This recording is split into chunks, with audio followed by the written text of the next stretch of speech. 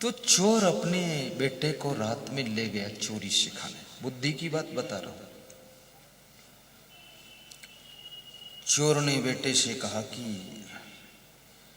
जब शाम होगी, सूर्य अस्त होगा, उसी समय घर में घुस जाना है और अंदर चुपके से बैठे रहना है खाट के नीचे। बोले ठीक है।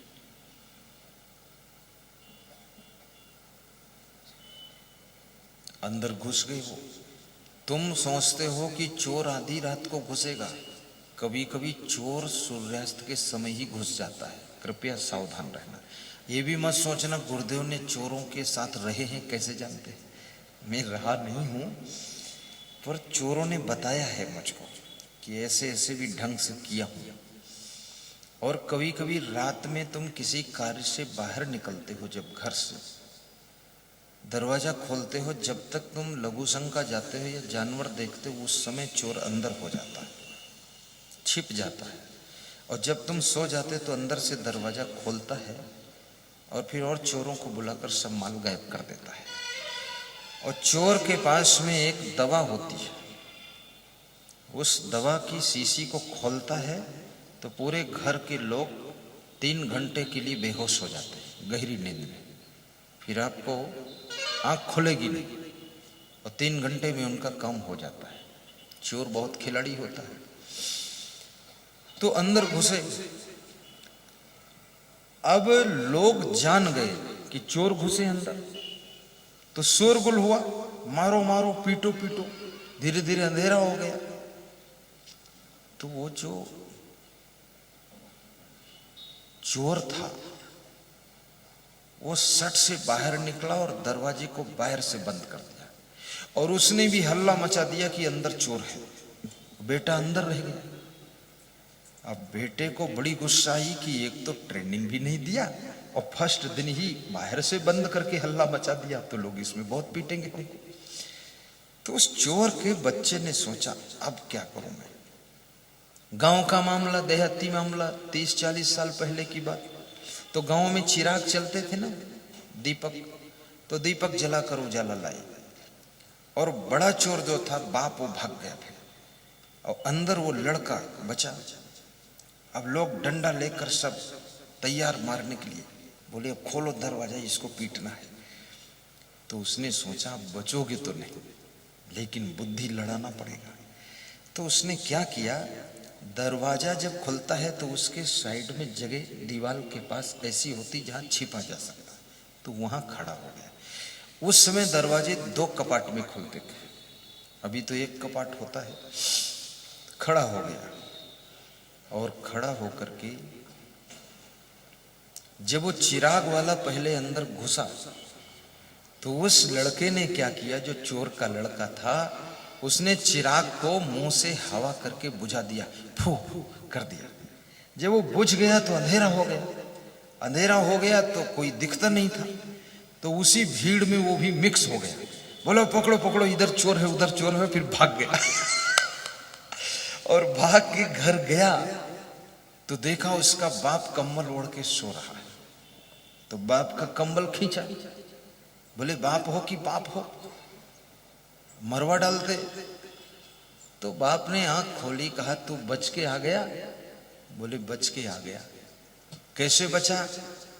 बोले वो चिराग लेकर अंदर जब घुसे, मैं दरवाजे के साइड में आड़ में खड़ा हो गया और चिराग में फूंक करके फूंक दिया, बुझ गया, अंधेरा हो गया। उन्हीं के बीच में भी मिक्स हो गया और हल्ला मैं भी मचाया, चोर चोर चोर, और फिर मैं भाग गया अंधेरे में।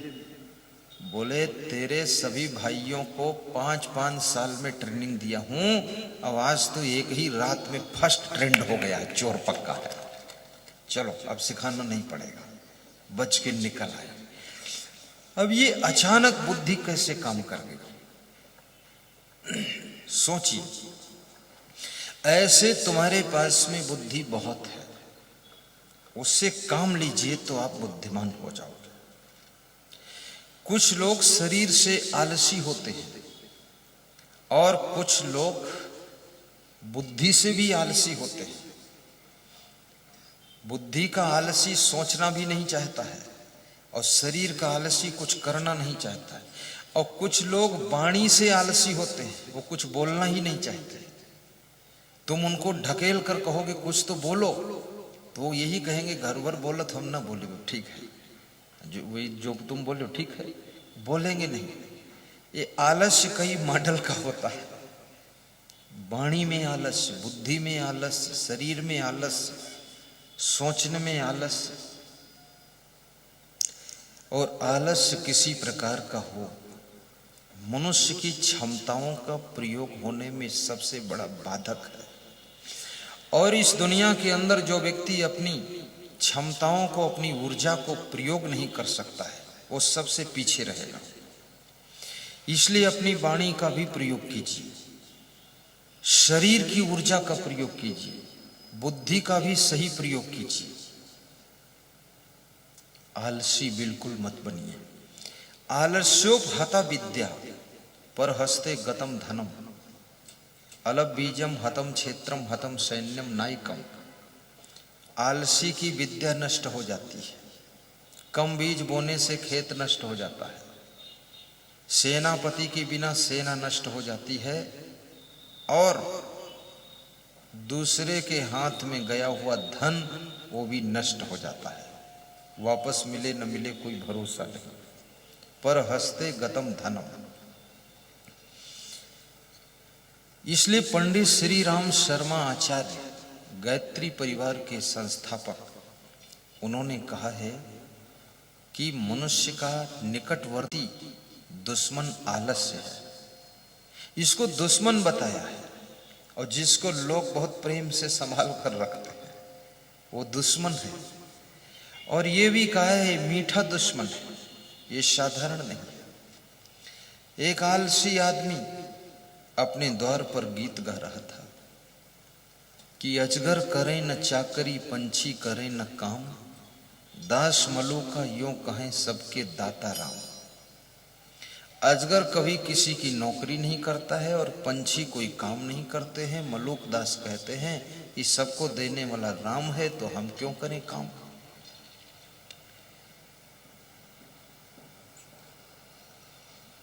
ऐसा वो आलसी बोलता था। तो एक सज्जन ने आलसी को समझाया और कहा कि मेरे साथ चलो। जिस मलूक दास ने ये दोहा बनाया है, उस मलूक दास को चल के हम लोग मिलते हैं कि ऐसा दोहा क्यों बनाया आलसियों के लिए।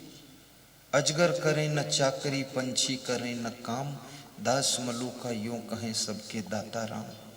तो मलूक दास को मिलने के लिए गए, तो देखा मलूक दास जो है वो घोड़े की लीद साफ कर रहे थे। घोड़े की लीद, घोड़े का गोबर साफ कर रहे थे, घोड़े को खिला रहे थे, घोड़े की सेवा में लगे थे। तो उनसे पूछा कि आप कहते हैं कि अजगर करे न चाकरी, पंछी करे न काम, ये दोहा रचा है और आप स्वयं घोड़े की सेवा में लगे हुए। तो मलूक दास ने कहा कि मैंने अपने लिए नहीं रचा है, जो दुनिया में आलसी हों उनके लिए रच दिया हूं। मैं तो कर्मयोग ही करूंगा, परिश्रम के बिना रह नहीं सकता हूं। तो याद रखना, ऐसे इधर उधर के दोहा पढ़ करके भी आलसी मत बनना, परिश्रम करते रहना। दोहा रचने वाले भी श्रम करते हैं, क्योंकि श्रम के बिना दुनिया में कुछ होने वाला भी नहीं। परिश्रम कीजिए। और अतिशय रगड़ करे जो कोई अनल प्रकट चंदन से हो। आप रगड़ मारिए। हमारे साथ में एक विद्यार्थी पढ़ता था, पढ़ने में कमजोर था। तो मैंने कहा जब नहीं समझ में आता है तो इरादा क्या है। बोले इरादा है रगड़ी मारूंगा और पढ़ता रहूंगा। पढ़ करके वो इंजीनियर हो गया। तो मैं तो साधु बन गया, वो इंजीनियर बना। तो मुझे मिला, हमने कहा क्या करते हो संतोष कुमार। बोले इंजीनियर हो गया गुरुदेव, जूनियर इंजीनियर हूँ, सहायक अभियंता। तो हमने कहा फिर तुम पढ़ने में बहुत कमजोर थे, फिर कैसे कार्य होता है। बोले इंग्लिश की ट्यूशन अभी भी पढ़ता हूँ। बोले समझ में नहीं आता है उसमें, तो इंग्लिश की ट्यूशन पढ़ के तब जाता हूँ नौकरी करने।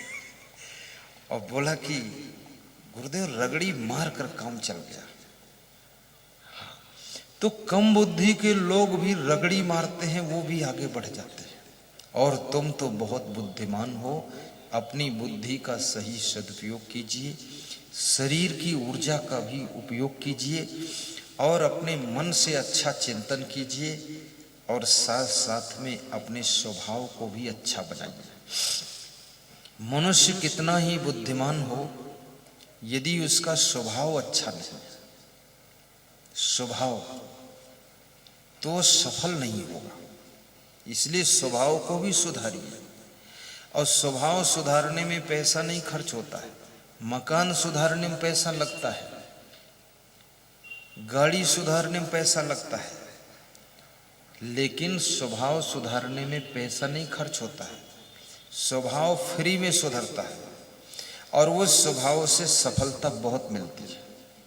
कोई भी कार्य करो, आपके स्वभाव का प्रभाव आपके कार्य में सफलता का काम करेगा। फिर दूसरा आता है चरित्र। आपके चरित्र का भी बड़ा प्रभाव है और चरित्र को सुधारने में भी पैसा खर्च नहीं होता, ये फ्री में सुधरता है। और चरित्र को यदि सुधार लिया तो आपको सफलता 1000 गुना ज्यादा मिलेगी। फिर तीसरा है तुम्हारा व्यवहार। अपना व्यवहार सुधार लिया तब तो सफलता की थाह नहीं रहेगी। और चौथा है वाणी। अपनी वाणी को अगर परिष्कृत कर लिया, संशोधित कर लिया, तो फिर याद रखना आपकी वाणी अमृत वाणी हो जाएगी। ये छोटी मोटी वाणी नहीं है, साधारण चीज नहीं है।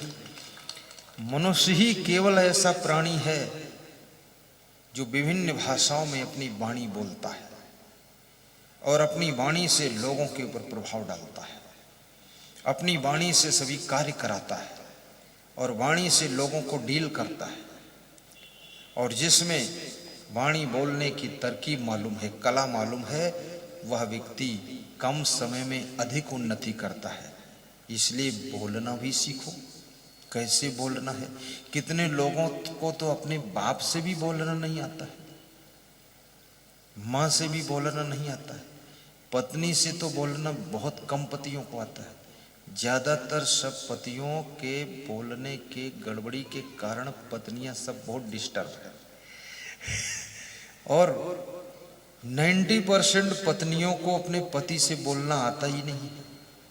वो सबसे अच्छा बोल देंगे, पड़ोसी से मुस्कुरा कर बोल देंगे, लेकिन उसका पति जब सामने आएगा तो बिल्कुल नागिन बनकर खड़ी हो जाएगी। पति भी देखेगा तो उसका होश उड़ जाता है कि ये तो खतरनाक है भाई, क्या मामला है। अपने पति से भी बोलना सीखो, वहां उलझने से काम नहीं चलेगा, उनसे भी ढंग से बोलो। और कोई किसी के अनुसार पूरा पूरा अपने आप को बना नहीं पाता है। थोड़ा गम भी खाओ, संतोष भी करो। आप जैसा चाहते हो पूरा पूरा आपकी पत्नी वैसा नहीं रह सकती, क्योंकि उसका मन अलग, बुद्धि अलग, संस्कार अलग। तो अपनी बुद्धि से काम करेगी, वो तुम्हारे अनुसार कैसे चलेगी। तुम कहोगे सीधे चलो, उसकी आदत टेढ़े चलने, तो टेढ़ी चलेगी। तुम्हारा पति तुम्हारे अनुसार पूरा पूरा नहीं कर सकता। तुम कहोगे स्पीड से ना खाओ, धीरे धीरे खाओ, वो इतना फर्स्ट गियर में खाता है, 2 मिनट में निपटा दे। तुम चूल्हे से रोटी दूसरी पहुंचा नहीं पाओगे, साफ कर दिया। हाँ, कितने पति लोग ऐसे हैं कि उनकी थाली में भोजन पूरा ही नहीं कर सकती एक लेडी से, 2-3 जुटे तो हो सकता पूरा हो जाए। एक रोटी का एक ही कौर बनाते हैं, लपेट के रख लिया मुंह में, और दाल भात को मिला के पी लेते हैं, बोलते चबाए कौन इसको। अब इतनी स्पीड से तुम बार बार समझाओ पर वो समझेगा नहीं। पूरा पूरा कोई व्यक्ति दुनिया के अंदर किसी के मन का कर नहीं पाता है। इसलिए मैं नम्र निवेदन करता हूं, थोड़ा थोड़ा तुम्हारे मन का होगा, थोड़ा थोड़ा उसके मन का होगा, उसी में मुस्कराइए और खुश रहिए और धन्यवाद दीजिए। इतने में ही तसल्ली कीजिए।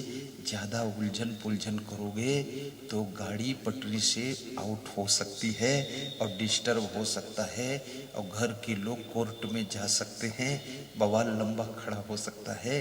इसलिए गम खा लो और वहीं पर मुस्कुरा कर रह लो।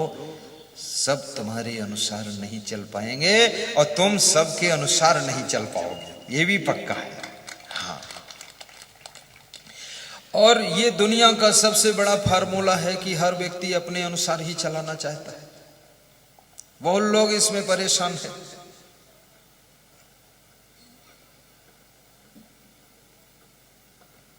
समता, अब इसके बीच में एक शब्द आता है, कबीर साहब कहते हैं समता रख लो। हमारे भंडारी साहब एक दिन खिचड़ी बनाकर लाए हमारे लिए, तो खिचड़ी जल गई थी उनकी नीचे नीचे कुछ। बोले गुरुदेव जल गई है तो आप जली जली निकाल दो और अच्छी अच्छी खा लीजिए। तो हमने जली और अच्छी सब मिला के एक साथ में, हमने कहा दोनों खा लेता हूँ, कोई बात नहीं। जो जली है आंतों को हजम कम करना पड़ेगा, पहले सब पक गई जाता है, और जो थोड़ा ठीक है तो आते ही हजम कर देंगे। हमने कहा इसमें ज्यादा स्वाद है जो जल गई है, बढ़िया बात है, अच्छा है। बनाया तो ढंग से, कभी चूक हो जाती है। इतना प्रेम से भोजन बनाते हैं, कभी नमक भूल जाता है, कभी नमक डबल भी हो जाता है। तो डबल हो जाए तो दाल रोटी खा लो, सब्जी में डबल है, या सब्जी दाल मिला के खा लो, सब एक में मिला दो, मिक्स कर दो, सब फिक्स हो गया, बात खत्म। थोड़ा खाना है, और यदि खाने के लिए भी रोज रोज तुम क्रोध करोगे तो याद रखना तुम्हारा स्वास्थ्य अच्छा नहीं रहेगा। और बहुत स्वादिष्ट भोजन रोज रोज करोगे तो तुम्हारा पेट खराब रहेगा, क्योंकि स्वादिष्ट भोजन स्वाभाविक अधिक खाओगे, इसलिए मीडियम स्वादिष्ट हो, बहुत ज्यादा टेस्टी नहीं। टेस्टी ही कष्टी हो जाता है। और भोजन चबा चबा कर खाइए, और जो भी बना है दो शब्द प्रशंसा भी कीजिए कि बहुत अच्छा है, कभी कभी कर दिया करो, क्योंकि प्रशंसा जिसकी तुम करते हो उसके अंदर प्रसन्नता पैदा होती है और कार्य करने में उसका इंटरेस्ट बढ़ता है। लेकिन झूठी प्रशंसा भी मत करना, झूठी करोगे तो रोज गलत ही करता रहेगा, फिर वहां चुप रहिए। भगवान राम हनुमान जी की प्रशंसा कभी कभी करते थे। रघुपति कीन्ही बहुत बड़ाई, तुम मम प्रिय भरत ही सम भाई। राम ने सिखला दिया कि यदि कोई अच्छा करता है तो उसकी बड़ाई भी करो थोड़ा। जैसे अभी लक्ष्मी नारायण हरोड़े, अब इन्होंने बहुत मेहनत किया है, 2-3 दिनों से ज्यादा परिश्रम किया है, तो इनकी थोड़ी बड़ाई होना ही चाहिए। अब इनकी बड़ाई मैं करूं ना करूं, लेकिन तुम्हें करना चाहिए, क्योंकि उनकी वजह से गुरुदेव का दर्शन आप सबको मिला, प्रवचन आप सबको मिला। अब कोई ना कोई लक्ष्मी नारायण हरोड़े तो बनना ही पड़ेगा। अभी वो राकेश साहू खड़े हो, ये कह रहे थे कि ये प्रोग्राम एक दिन तो हो जाए, लेकिन 3 दिन के लिए फिर हम लोग आपको बुलाएंगे। तो अभी इसकी भी बड़ाई कर देंगे हम लोग, ये 3 दिन भिड़ जाएगा। बहुत जरूरी है बड़ाई करना, प्रशंसा करना, स्तुति करना। जो स्तुति करने योग्य है उनकी स्तुति कीजिए, वंदना कीजिए। नमन करने योग्य है उनको नमन कीजिए, प्रणाम कीजिए। जो रिश्ते में बड़े हैं उनको भी नमस्कार करो। आप उनके ज्यादा छानबीन मत करो। आपके पिताजी बीड़ी पीते हैं, लेकिन पिता है, तो तुम कहोगे कि ये बीड़ी पीते हैं, इनके पैर नहीं छूंगा। बीड़ी कोई बहुत बड़ा भयंकर पाप नहीं है, चरण छू लो और चरण छू करके उनसे कहो कि पिताजी आप बीड़ी न पिए तो आप बहुत महान हैं। तो आपके पिता को संकोच लगेगा कि मेरा बेटा कोई नशा नहीं करता है और मैं इसका बाप हो करके भी नशा करता हूं और फिर भी ये मेरे पैर छूता मेरा सम्मान करता है, तो तुम्हारे पिताजी जल्दी सुधर जाएंगे। सम्मान कर दो। और हर व्यक्ति में 10 गुण होते, एक अवगुण भी होता है। बिल्कुल प्योरिटी हो जाए तो उसका तो जन्म ही नहीं होगा, तो मोक्ष हो जाएगा। ये जितने लोग जन्म लिए हैं इनमें कोई न कोई कमी रही है तभी जन्म लिए। अगर कोई कमी ना होती तो जन्म ही नहीं होता, फिर मोक्ष हो जाता। अब वो कमी धीरे धीरे धीरे धीरे भक्ति सत्संग के माध्यम से दूर हो जाएगी और उनका सुधार हो जाएगा। तो कबीर साहब से ये प्रश्न पूछा गया कि दुख कैसे मिटेगा। तो कबीर साहब कहते हैं विचार कीजिए, विचार कर कर्म कीजिए, विचार पूर्वक प्लानिंग बनाइए, विचार पूर्वक डिसीजन लीजिए और कोई भी डिसीजन जल्दबाजी में जोश खरोश में मत लीजिए। अपनी क्षमता का भी विचार कीजिए, अपने माइंड का भी विचार करो, अपने स्वभाव पर विचार करो, चरित्र पर विचार करो, अपनी उन्नति के बारे में विचार करो कि मेरी उन्नति क्यों रुकी है और मैं कहां कहां चूक जाता हूं। मनुष्य की उन्नति रुकने में एक सबसे बड़ा कारण होता है आपका जब डिसीजन गलत होता है। डिसीजन माने फैसला, फैसला माने निर्णय, निर्णय माने हमें क्या करना चाहिए क्या नहीं करना चाहिए, कब करना चाहिए कब नहीं करना चाहिए, कितना करना चाहिए कितना नहीं करना चाहिए, कहाँ इन्वेस्ट करना चाहिए कहाँ नहीं करना चाहिए और किस समय करना चाहिए। ये अगर आपका डिसीजन सही है तो आपको दुनिया में कोई फेल करने वाला नहीं। सारा खेल डिसीजन का है।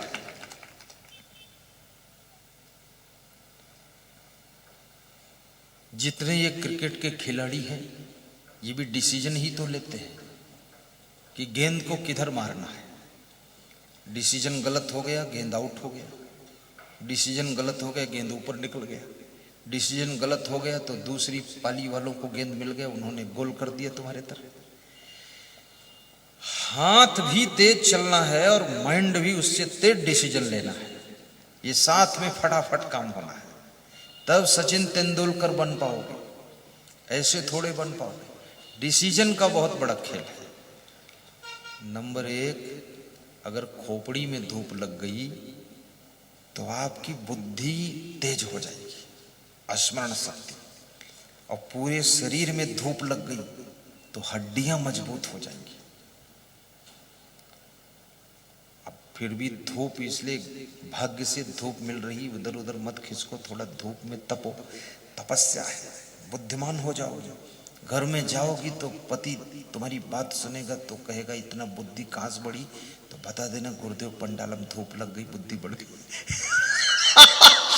तो अगली बार वो पति भी आएगा और ये भी बता देना गुरुदेव के पंडाल की धूप से ही बुद्धि बढ़ती है, घर में कुछ नहीं होगा। तो इधर आके लोग बैठ जाएंगे। धूप से बहुत फायदा है। सूरज की धूप में विटामिन डी होता है और विटामिन डी शरीर को मजबूत करता है, जॉइंटों के दर्द को खत्म करता है, दिमाग को तेज करता है, स्मरण शक्ति को बढ़ाता है। इसलिए थोड़ा धूप लगना चाहिए, कम से कम 2 घंटे धूप लगना चाहिए। धूप का इतना बड़ा रिजल्ट है कि एक हड्डी स्पेशलिस्ट डॉक्टर की मां 6 साल से खाट से नहीं उठी थी, तो 3 जिलों के डॉक्टर इकट्ठे हुए, हड्डी वाले, उसके जितने फ्रेंड थे, और सबने दिमाग लगाया कि भाई ये माँ जो है अभी 70 साल की है, खाट से उठ नहीं पाती, इतनी कमजोर कैसे। सारी दवाएं चला दी, कोई रिजल्ट नहीं, सब तेल मालिश हो गए, कोई रिजल्ट नहीं।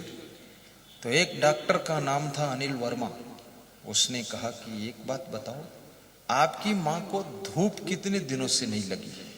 बोले धूप तो इनको 10 साल से नहीं लगी होगी। बोले इनकी खाट उठा के धूप में डाल दो, ये इलाज है इसका। 3 दिन उनकी खाट को धूप में डाला गया, 6-6 घंटे धूप लिया और तेल मालिश किया। चौथे दिन वो माँ जो 6 साल से नहीं उठी थी, खाट से चल नहीं पाती थी उठ करके, वो चौथे दिन ही उठकर खड़ी हो गई और चलने लगी। ये धूप का खेल है, बहुत बड़ा फायदा करती है धूप। और ये बाहर की हवा बहुत फायदा करती है। जो खुला में बैठे ना, लंबी सांस भी ले लिया करो, पुण्य पुण्य मत किया करो, थोड़ा लंबा खींच लिया करो। और ये जो पानी है, पानी ना, पानी से पूरा मुंह दिन भर में 2-4 बार धो लिया करो, हाथ पांव धो लिया करो। और हाथ पांव मुंह धो करके सोया करो तो नींद अच्छी आएगी। ये बहुत छोटा फार्मूला। और भोजन से पहले, भोजन के बाद यदि लघु शंका जाओगे तो पेट में कभी गैस नहीं बनेगी और कभी कोई गुप्त रोग नहीं होगा। बिना पैसे का इलाज बताता हूँ। और भोजन के 45 मिनट बाद पानी पियोगे तो कभी पेट खराब नहीं होगा। और तुरंत पानी पियोगे पेट कभी सही नहीं रहेगा आपका। वो गैस बनेगी, गैस सिलेंडर भरो खूब। और हंसोगे यदि तो नींद ना आने की बीमारी आपको नहीं होगी, लकवा अटैक नहीं होगा, शुगर नहीं होगी। और ताली बजाकर हंसोगे तो हार्ट अटैक भी नहीं होगा। अब हंसो, हंस कहां पाओगे? हंसी आती नहीं है।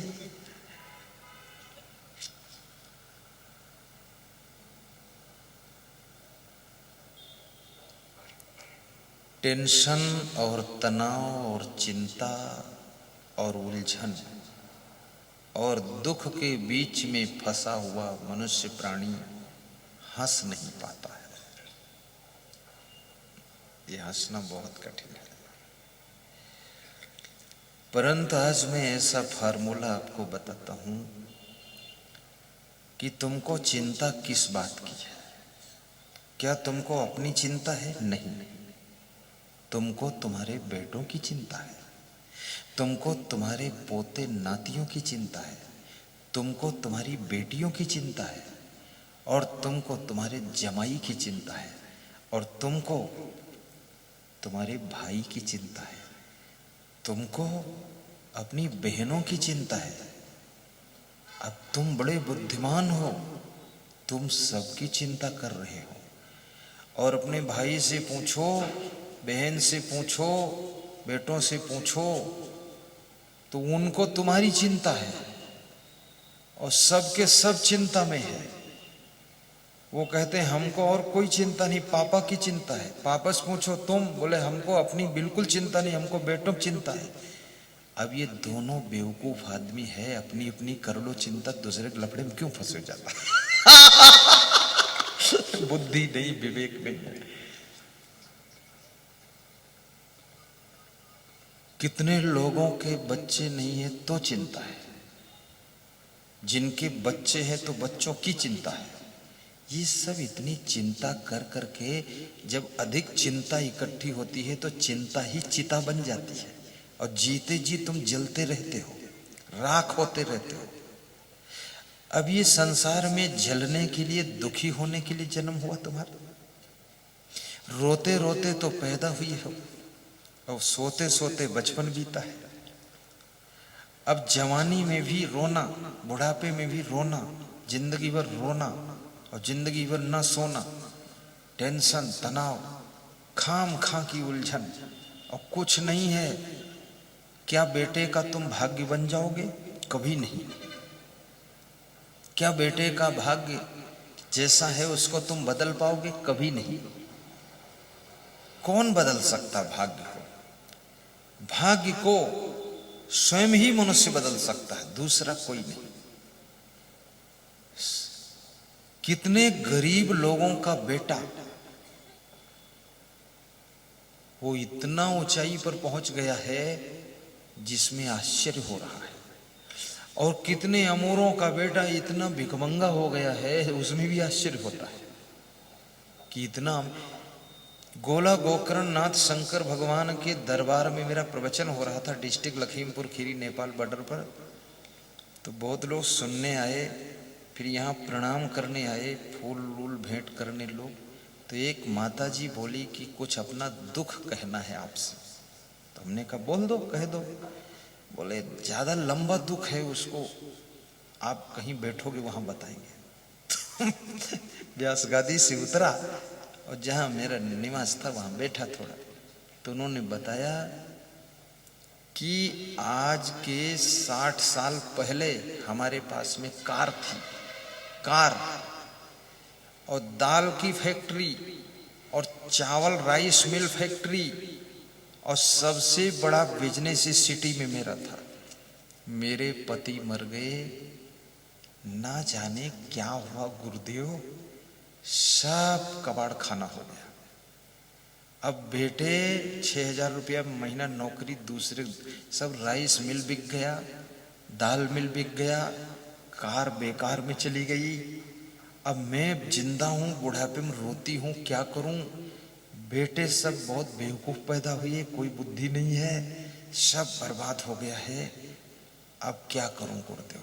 हमने कहा अब तुमको कुछ करने को बचा भी नहीं है, अब तुम जो है भक्ति भजन करो माता जी। अब जैसी स्थिति है 2-4 साल जी लो, कुछ होना नहीं इसमें है। बोले गुरुदेव सब सत्यानाश हो गया, ये हुआ कैसे। तुमने कहा ये जितने बेटे तुम्हारे हैं 3, ये सब अभागे आत्माएं हैं, और ये तीनों पैदा हुई है, इनकी रेखा देख लूं, इनके ना तो बुद्धि रेखा ठीक है, ना भाग्य रेखा ठीक है, ना सूर्य रेखा ठीक है। ये अगर सोना छुएंगे तो मिट्टी हो जाएगा।